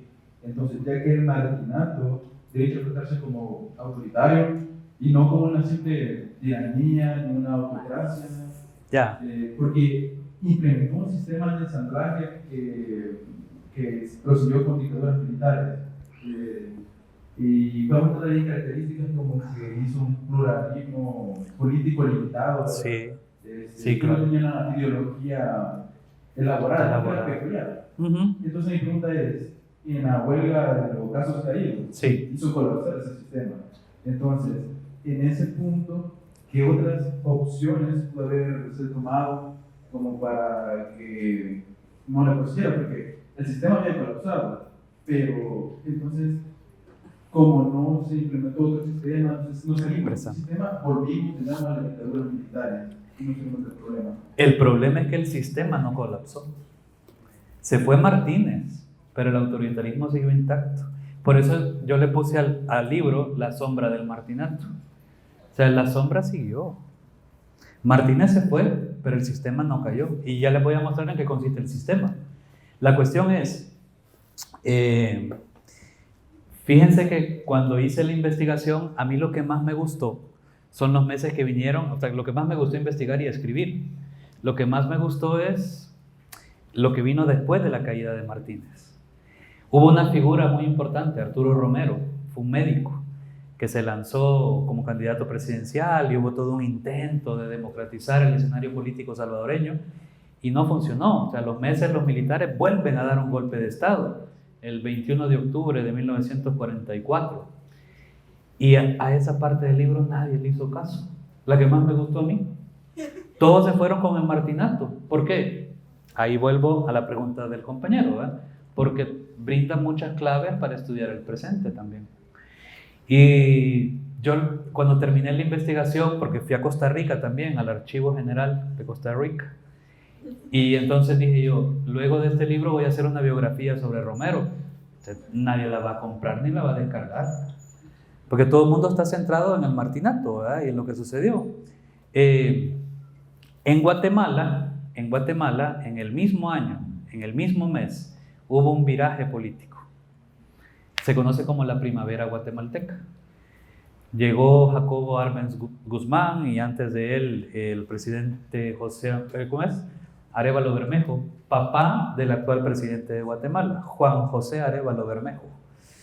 Tuvo un giro democrático en Guatemala y en El Salvador no. Siguió campando el autoritarismo, o sea, siguió campante el autoritarismo. En fin, da para otra charla esos meses del 44 y esa transición a la democracia que fue abortada en el país. O sea, también quería preguntarle sobre la misma pregunta que le había hecho, si nos podría brindar otros libros para que me ayude a resolver esa pregunta y tenemos para... Perfecto. Citaba el de Patricia Parkman, Insurrección no violenta en El Salvador. Iré despacio, sin perífrasis. Iré despacio para que lo puedan ustedes copiar. Insurrección no violenta en El Salvador. Patricia Parkman. Ética de la cultura de la violencia, ¿sabes? Ética y cultura de la violencia, Patricia Alvarenga, de Costa Rica. Not Walter, sobre el régimen de Somoza, para el compañero de Matagalpa. Así se llama, el régimen de Somoza. El régimen de Somoza. Por lo menos esos tres. Adelante. Hola. Buenos días. Quería consultarle por la denominación de Maximiliano Hernández Martínez, porque en la construcción de un régimen siempre es como importante la identidad de quien lo lidera, y revisando algunos documentos tanto firmados por él mismo como de medios, siempre el movimiento, ¿no? Martinaldo, siempre se le hizo como un énfasis especial a no su primer apellido, sino el segundo. Sí. ¿Hay algún motivo detrás de eso? Sí, buena pregunta. Yo todavía sueño con escribir una biografía sobre Martínez, que me dé el tiempo y la vida, no lo sé. Sobre todo porque cuando uno se va a México te comienzan a pedir, pues sí, que estudies México, ¿verdad? No que estudies El Salvador. Se crió con la mamá y fue un tío de la mamá, un tío materno, quien lo inscribió en la Escuela Politécnica de Guatemala. No sé si han ido ustedes a Guate, en la capital, ahí en la zona, entre la zona 9 y la zona 10, está la famosa Escuela Politécnica. Ahí estudió Martínez y no cualquiera llegaba ahí. O sea, era un hombre con actitudes sobresalientes. Era un militar sobresaliente. Se graduó de la Escuela Politécnica y decidió siempre utilizar el nombre materno. Perdón, el apellido materno, no el paterno. Pero siempre ponía, ¿verdad? Maximiliano Hernández Martínez. Pero todo era Martínez. Y tenés razón, cuando uno ve los documentos firmados, autógrafo se dice, es Martínez, tal cual. Y yo creo, me atrevo a decir, ¿verdad? No soy especialista también en la vida de Martínez. Nació en San Matías, por cierto, en el Departamento de la Libertad. Dicen que la casa la habían preservado y que la tenía ahí el partido Arena, porque saben ustedes, ¿verdad?, que la matanza del 32 sirvió para los dos partidos extintos, bueno, casi extintos, el FMLN y Arena. El FMLN para afirmar que las rebeliones fueron de carácter comunista, cuando la historiografía, los historiadores e historiadoras han demostrado lo contrario. Y Arena, donde inauguraba sus campañas presidenciales para alcaldes y diputados, ¿se acuerdan? En Izalco. ¿Por qué? Porque ahí fue la tumba de los rojos, decían. Ese himno fascista que tenían. Bueno, tienen todavía, ¿verdad? El Salvador será la tumba donde los rojos terminarán. En fin, partidos de la Guerra Fría. Ni cambiaron canción, ni cambiaron símbolos. A ustedes les dicen algo esos símbolos. Ustedes no vivieron la guerra. O sea, ya es otra cosa. O sea, nunca se actualizaron. Pero en fin, ese da para otra charla. Pero siempre la historia nos permite leer el presente de mejor forma. Fíjense que hubo un historiador que le hicieron una entrevista, ya me voy a acordar del nombre. Creo que fue Michel Duby, un historiador francés. Y la periodista le preguntó, ¿para qué sirve la historia? Y claro, todo el mundo esperaba una respuesta así, sesuda. Y le dijo, para leer mejor los periódicos. Para eso sirve la historia. Ustedes que estudian comunicación social, por supuesto que les va a servir y mucho. A ver, la última pregunta, porque si no, no voy a terminar acá con el esquema que le quiero mostrar. Por allá arriba, el compañero. Sí. Sí, bueno, creo que esa pregunta es un poco más de su opinión sobre lo que pregunta, ¿no? Que es, ¿usted por qué cree que con la tendencia que ha habido de siempre, ¿no? Del martinato durante la represión militar, luego pues las épocas posteriores al martinato también poco a poco fomentando la represión militar, los ataques a los grupos opositores, a los sindicatos, hasta que acabamos en la guerra civil? Correcto. En donde pues por cualquier cosa pues uno acusaba, ¿no? Ustedes se están viendo guerrilleros, ustedes están colaborando con ellos, se llevaban a otro lado. Y ahora en la actualidad, con tantas acusaciones de personas inocentes que están siendo detenidas, que están siendo llevadas y que están siendo también en parte reprimidas por militares, ¿por qué cree usted que el salvadoreño sigue teniendo como esa tendencia de dejarse llevar por la mano firme, pero que en realidad no es mano firme, es abuso de autoridad? ¿Por qué al salvadoreño le sigue gustando esa tendencia y sigue repitiendo esa tendencia? Uy, es una pregunta sumamente compleja. No tengo respuesta antes. Solo sé que el sistema democrático necesita educación, por ejemplo. Y nuestros gobiernos nunca le han apostado a la educación. Vean ustedes cuando entrevistan a los gruesos, al grueso de la población. Sus respuestas son bien simples. ¿Se han dado cuenta ustedes? Bueno, yo siempre me fijo, ¿verdad? Cuando la gente habla, cuando la gente... bien, ¿cuál es el promedio de educación de nuestra población, de escolaridad? Creo que no pasa ni de tercer grado. Es decir, a diferencia de Costa Rica, que cuando uno va a Costa Rica, ahora tienen otros problemas, ¿eh? Pero cuando uno va a Costa Rica, le da envidia a uno. Cuando va a la UCR, por ejemplo, a la Universidad de Costa Rica, te das cuenta que los gobiernos invirtieron en educación. Aquí no. Vean la nacional como la tienen. Está un desastre total. Entonces yo creo que el régimen democrático, que también nos lo han pintado como ideal, tiene es perfectible. Hay niveles de democracia. En fin, merece una población educada. Y aquí no tenemos una población educada. Tenemos una población en la cual la propaganda impacta, pero de manera directa, porque no hay razonamiento crítico. O sea, no hay crítica. Bukele se ha convertido en un ídolo. O sea, no parece un presidente, parece como un artista. Para mucha gente, ¿verdad? El performance, un youtuber, correcto. Ajá. O sea, aprovechando todos los medios de ahora.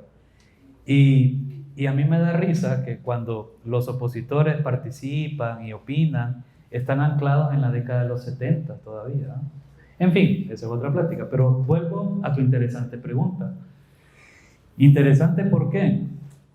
Porque nos lleva a cuestionarnos si nuestra población está preparada para un ejercicio democrático, y también si los que ocupan el poder están preparados para darle participación a la gente. Esa es otra cuestión. O sea, es de doble vía. Los regímenes autoritarios son encantadores porque te resuelven inmediatamente las cosas. Ya, al precio que sea, ya. Seguridad, está. ¿Qué precio pagas? El precio que vamos a pagar lo veremos en los años posteriores. En estos momentos no, pero en años posteriores, o sea, son muy inmediatistas en tal sentido. Bueno, una última pregunta, porque alguien, la compañera, y sigo con la exposición porque se me va a acabar el tiempo. ¿Qué hora es? Son las 10:30. ¿10? 10:30. Ya solo tengo media hora. Adelante, compañera. Solo rápido, es un comentario. Sí. Creo que usted había mencionado anteriormente, diciendo de que ahora que va a inventar el gobierno cuando el enemigo comienza a atacar. Así no, o sea, digo, ¿qué va a inventar ahora? Cuando el enemigo sí. Yo pienso que es exactamente que a los de que ahora no inventar, pienso de que es eso, de que como le está apostando al enemigo inmediato de la manos, sí. Pero yo siento que viene más, o sea, en parte de la educación, cómo estas personas terminaron.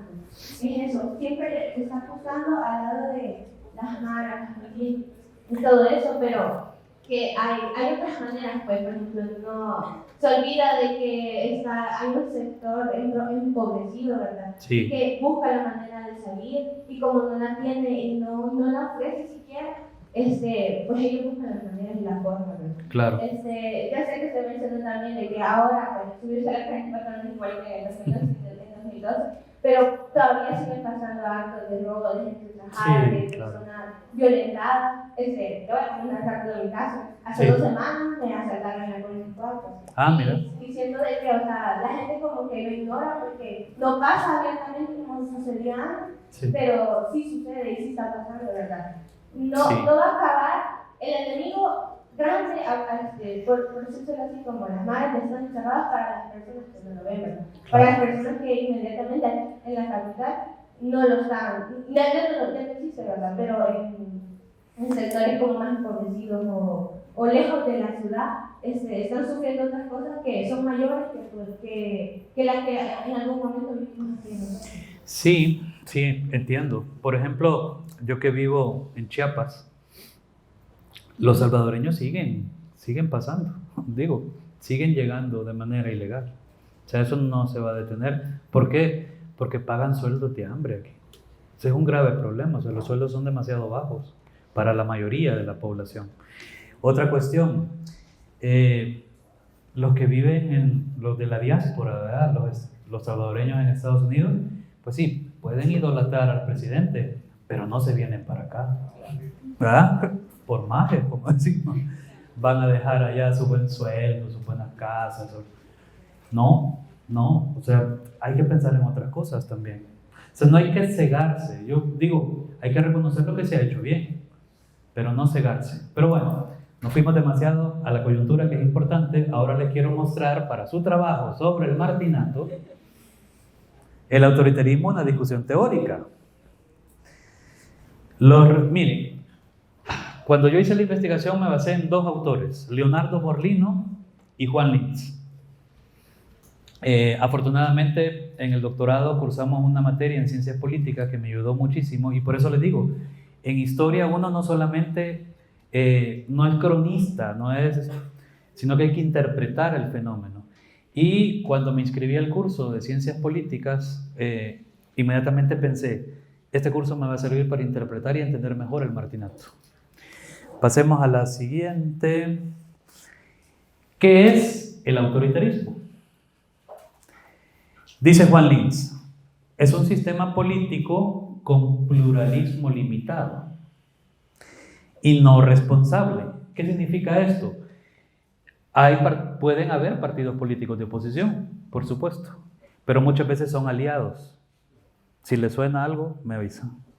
Son aliados, o sea, no es una oposición real, sino que son aliados. No responsables, ¿por qué? Porque muchas veces los actores políticos llegan a ejercer el poder o a participar o a incidir en las decisiones y no son electos necesariamente. Ya lo veremos.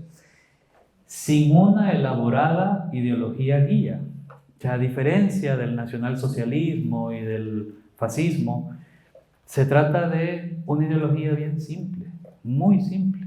O sea, no se necesita ser estudiado para entenderla. O sea, no representa una gran elaboración. Si uno revisa los periódicos del martinato y la propaganda, es que acabaron con el comunismo tal cual. No te explican, y la explicación que te dan del comunismo siempre es la misma. Que te van a quitar a los niños, que te van a quitar las vacas, o sea, es lo más pueril. Pueril, pero con impacto. ¿Por qué? ¿Por qué tiene ese impacto? Es la pregunta. Pero con una mentalidad característica. Sin movilización política extensa o intensa, no hacen falta grandes manifestaciones, no hacen falta grandes concentraciones, excepto cuando el régimen necesita demostrar su poder. Por ejemplo, cuando ganan la presidencia, convocan a una gran manifestación frente al Palacio Nacional, por ejemplo. No sé, cualquier otra actividad. ¿Por qué esto de la movilización intensa no les interesa? Bueno, porque lo que han hecho es desmovilizar a la oposición política. O sea, lo que les interesa es que la persona se despolitice. ¿Entienden? O sea, no que se vuelva política, que se despolitice.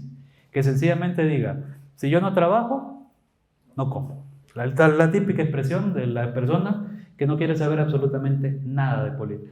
Yo me encargo de hacer mi billete, de tener mi carro, mi casa, lo que le pase a los otros, allá ellos. Simple. No tengo partido político, nada. Indiferencia total. Y eso es lo que procuran los regímenes autoritarios. La otra cuestión, más allá de algunos momentos de su desarrollo, y con un líder, o a veces un pequeño grupo, que ejerce el poder dentro de límites formalmente mal definidos, pero en realidad bastante previsibles. Esa es la definición que dio Juan Linz en la década de los 60 sobre el autoritarismo. ¿Por qué esta definición? Porque estos regímenes no se parecen ni a la Italia fascista ni a la Alemania del nacionalsocialismo, a los cuales Hannah Arendt, por ejemplo, los consideró totalitarismos. ¿En qué difieren? Miren, si nos fijamos en la definición del autoritarismo, el totalitarismo es lo contrario.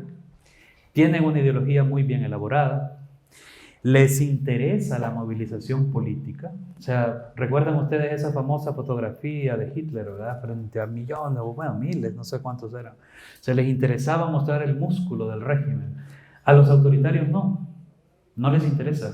Lo que les interesa es que la gente sea política, que no participe en la política. Mejor. Pasemos a la siguiente porque me estoy acabando el tiempo. Esta presentación se las pueden pasar, ¿verdad? Perfecto. Sí, para que no estén copiando ahí rápido, se las pasan los profesores para que la tengan ustedes. Dimensiones relevantes de los regímenes no democráticos. Primero, el pluralismo político. Tienen una ideología dominante, esto es lo más rico. Tienen una ideología dominante. Participación y movilización política, una estructuración institucional, la composición del grupo en el poder, normas ambiguas y mal definidas. Vamos a ver cada una de ellas. Dale, Julián, si querés, porque las preparé.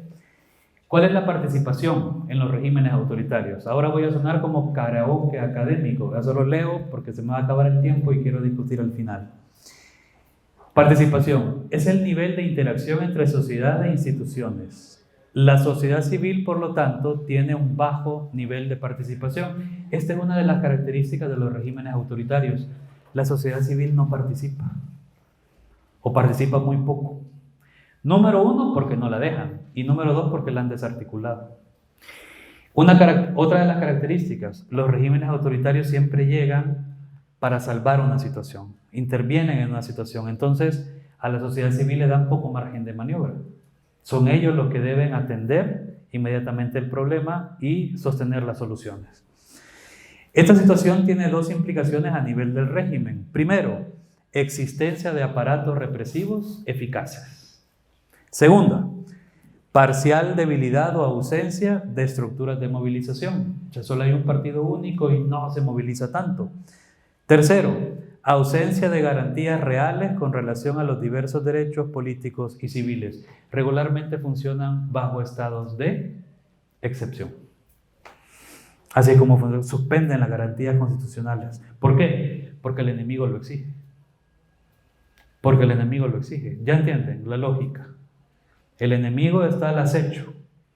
Si no restablecemos, si no prorrogamos el régimen de excepción, nos caen otra vez. Pero esto da espacio también para reprimir a la oposición política. Esa es la estrategia. Siguiente. Pluralismo, porque sí existen. O sea, no quiere decir esto a diferencia de los regímenes totalitarios, que estos sí eliminaron todo. Aquí sí existe oposición. Es oportuno distinguir cuáles son los actores relevantes que se pueden distinguir entre actores institucionales y actores sociales políticamente activos, lo que se conoce como coalición dominante. Actores institucionales, tenemos el ejército, la burocracia, el partido único, pero hay también actores sociales que no han sido electos a través de elecciones, pero que inciden en la situación política. Por ejemplo, la iglesia. Grupos industriales y financieros, terratenientes, sindicatos, empresas transnacionales. O sea, es un análisis integral del régimen autoritario con una definición bien interesante, coalición dominante, que la propuso Leonardo Morlino. Esto quiere, fíjense, y rápido para que lo capten ustedes. Todo mundo se refiere al presidente, ¿sí? De un régimen, pero va más allá de él. O sea, él es la pieza visible, es el que habla, es el TikToker, ¿verdad? Pero es todo un mecanismo. Es todo un mecanismo. Piensen ustedes en los grupos empresariales, los terratenientes, los sindicatos, las empresas transnacionales, en fin, todo es mucho más complejo. Por eso, uno se queda con la imagen del presidente, que es el líder, ¿verdad? Que ejerce, que sale en los medios de comunicación, pero va más allá. Entonces, la categoría de coalición dominante te ayuda a descentrarte de la figura presidencial y a darte cuenta que hay actores institucionales y actores sociales que igual participan y apoyan al régimen. ¿Entienden? Por eso es plural, pero es limitado. Siguiente. Y aquí viene algo muy rico que les interesa a ustedes como comunicadoras y comunicadores sociales: la justificación ideológica. Algunos autoritarismos se distinguen porque su legitimación está basada en algunas conductas mentales o intelectuales, de algunos valores más o menos articulados. Miren cuáles son los valores: patria, nación, orden, seguridad, jerarquía, autoridad y otros. Aún así, no existen elaboraciones ideológicas articuladas y complejas que justifiquen y sirvan para apoyar el régimen. ¿Qué les parece? Pero esos son los máximos valores que tienen ellos. Son ejecutivos fuertes. La justificación, en el caso del martinato, ya les dije, la justificación era muy clara. Eran de carácter anticomunista. Y eso lo comparte el compañero Jimmy con Somoza. Era también un anticomunista ferviente. Ubico también, Carías Andino también. Eran anticomunistas. Correcto, una dinastía completa. Bueno, primero fue el Somoza García, después Luis y por último Tachito, ¿verdad?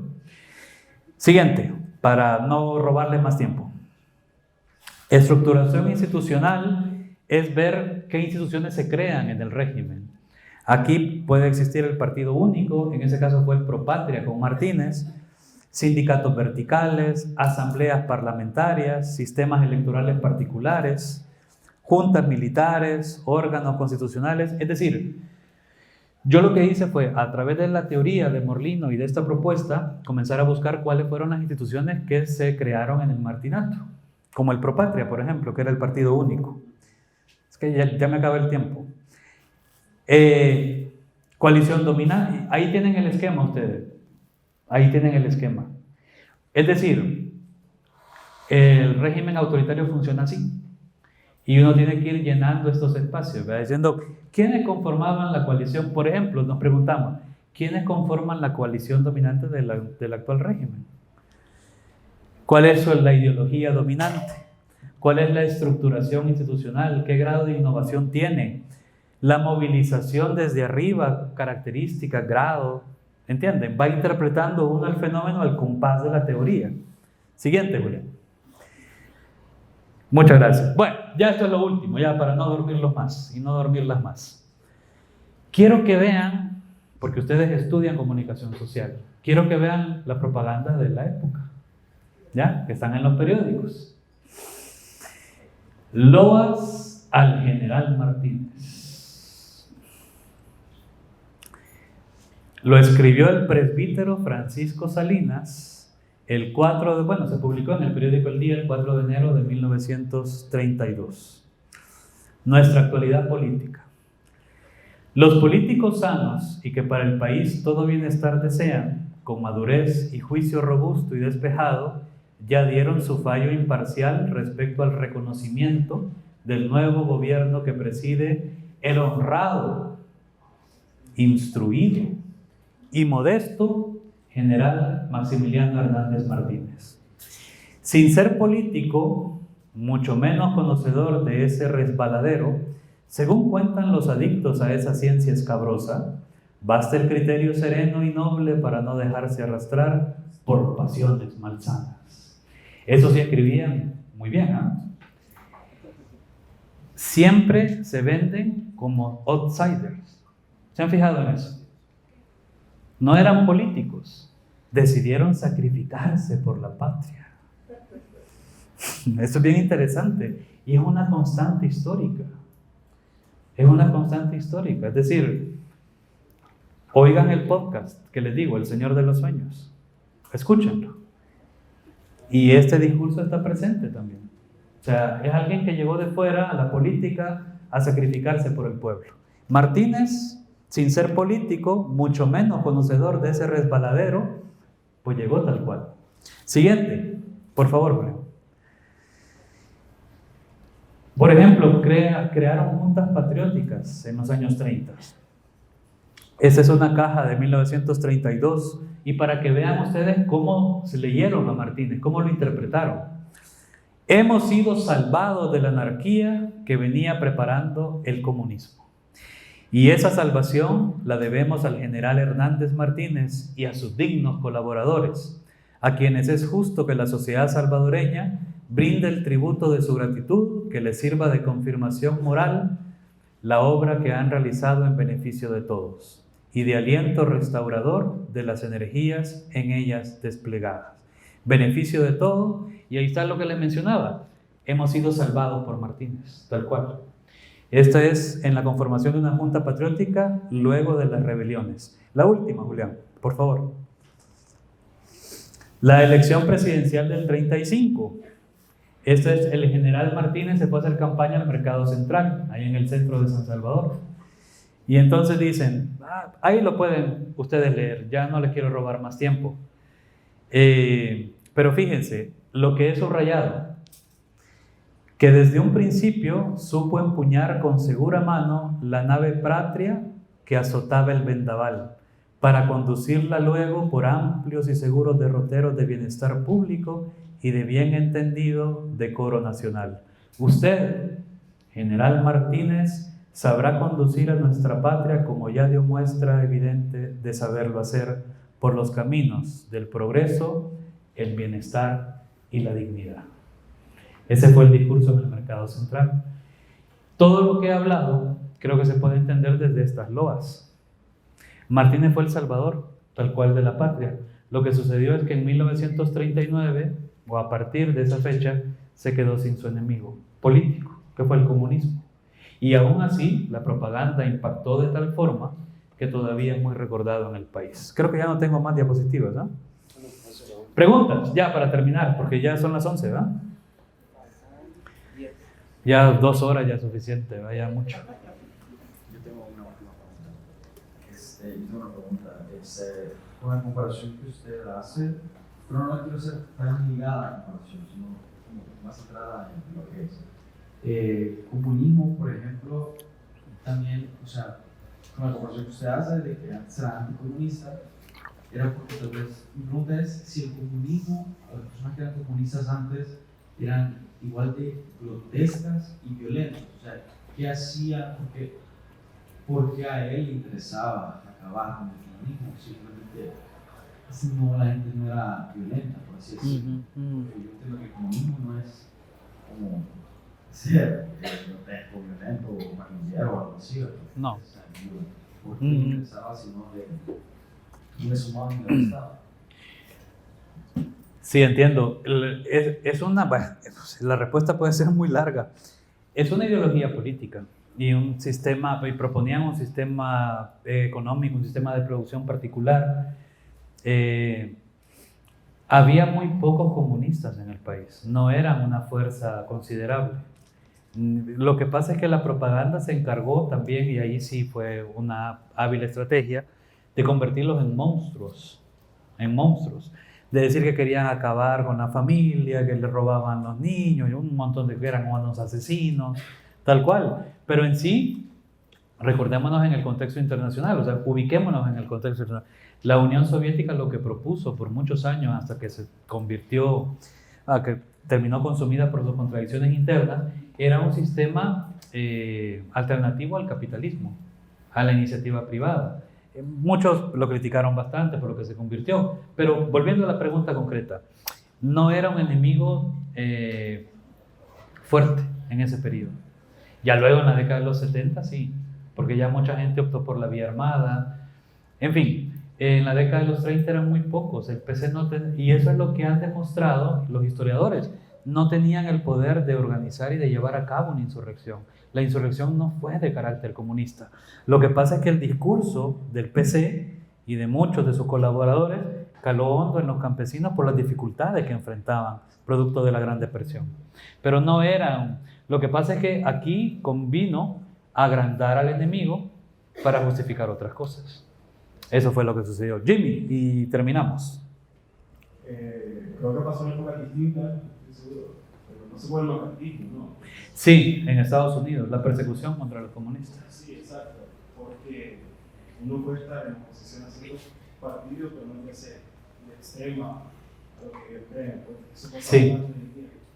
Porque, por ejemplo, el Choré, siento. Claro.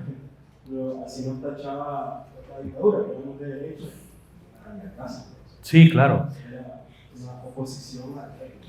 Conviene mucho agrandar al rival o al enemigo para justificar otras cosas. Hay una tendencia bastante curiosa que funciona casi como un ritmo de boxeo. Los dos tienen que estar contra la puerta o no son enemigos. Así es, así es. Bueno, suficiente. Ah, no, hay últimas. La última. ¿Te acuerdas? Bueno, nada más, como mencionar algo más sobre que pues estaban hablando sobre que pues prácticamente Maximiliano pintó como que yo estoy bien porque estoy en contra de los comunistas. Nada más mencionar cuando fue la matanza de 1932, sí. Él los tachó a ellos que eran, eran personas comunistas y por eso fue que pues los mató, ¿verdad? Sí. Que en realidad no fue así caso, eran campesinos. Y muchos indígenas también. Muchos indígenas, eso iba a decir, porque la mayor parte de esa gente, incluso Maximiliano se fue tanto al extremo de que mandó a decirle a todos los soldados que toda la gente que tenía rasgos indígenas o que se vestía con atuendos indígenas, sí. que eran comunistas, solamente por eso. O sea, porque yo vi entrevistas de personas que hicieron eso, sí. en las que, o sea, estaban en sus casas normales solamente porque estaban vestidos como indígenas, o cantaban o hablaban en la lengua en náhuatl. En náhuatl, los asesinaban solamente por eso. Sí. Y eso también es como una parte por la que nosotros no tenemos, o sea, no conocemos tanto de nuestra propia cultura, pues, porque incluso el atuendo nacional que supuestamente es de nosotros, ni siquiera es tanto de nosotros, sino que no conocemos tanto de nuestra propia cultura precisamente por eso, porque incluso hasta el día de hoy hay señores que tienen miedo de hablar incluso de cómo fue que ellos, cómo era la vida. De hecho, hay 2 libros por si les interesa profundizar en el tema. Primero, Rebelión en la Oscuridad, de Jeffrey Gould y Aldo Lauria. Y hay un documental en YouTube que se llama así, Cicatriz de la Memoria. Sí, vi un documental, yo recuerdo, porque lo vi hace tiempo, pero sí recuerdo haber visto eso y cómo entrevistaban a esas y el otro, si quieren conocer la propaganda de la época, en colecciones especiales, Joaquín Méndez, Los sucesos comunistas en El Salvador. Es un periodista guatemalteco que le dieron permiso de ingresar a la zona para escribir un libro después. Claro, era la propaganda de la época, pero muchas gracias por la intervención. Vamos a una última pregunta y ya. Adelante, compañero, pero necesitamos el micrófono para que nos puedan escuchar. Yo creo que se me escucha así.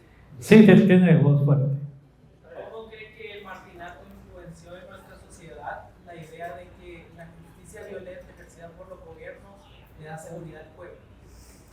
Esa es una pregunta buena y compleja de responder.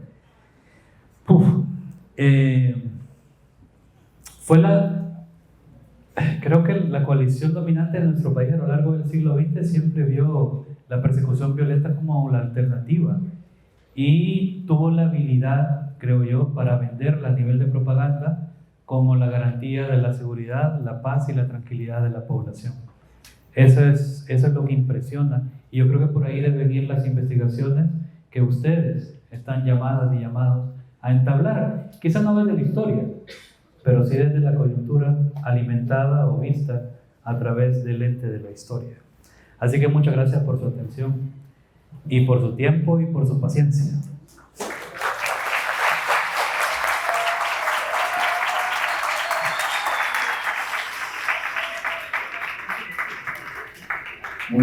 gracias entonces por su participación y por las preguntas que ha hecho al colega. Y pues nos vemos la otra semana, ¿verdad? Hay examen, ¿verdad? No.